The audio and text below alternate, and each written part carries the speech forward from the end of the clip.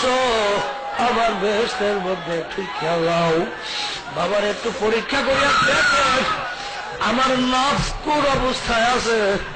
আপনার নফস কি নফসে আম্মারা না নফসে লাওয়ামা না নফসে মুতমাইন্না?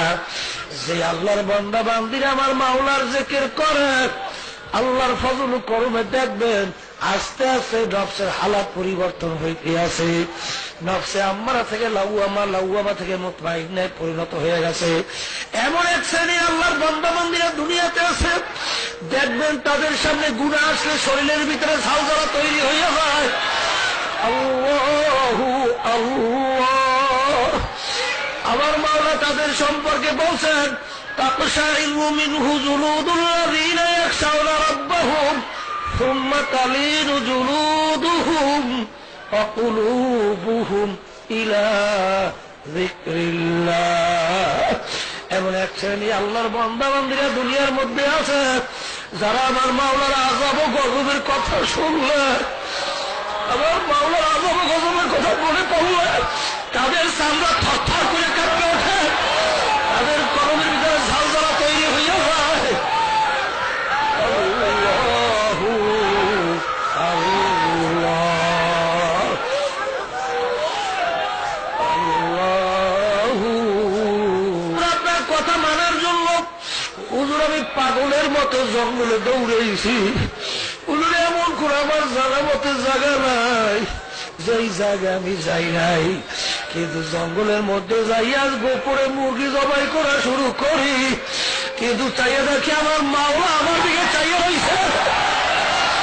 আমি জঙ্গলে যাইয়া দেখি মাওলা চাইয়া রয়েছে। আমি যেখানে যাই দেখি মাওলা আমার দিকে চাইয়া রয়েছে। হুজুরের জন্য আমি মুরগি বা মোরগ জবাই করতে পারি নাই। তখন হুজুর ডাক দিয়ে বলো, ও মুরিদেরা, এই বোকাটাকে ইল্লাল্লাহ লা মাশুকা ইল্লাল্লাহ লা ইলাহা ইল্লাল্লাহ জঙ্গিল আসাইকালে লা পাকিকু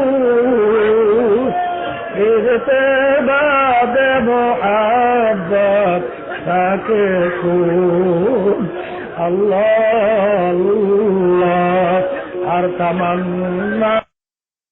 তুমি রশিদ হয়েছ, খাজা বাবার রশি, গাজা বাবার রশি, পীর বাবার রশি তোমাকে পার করে নিয়ে যাবে।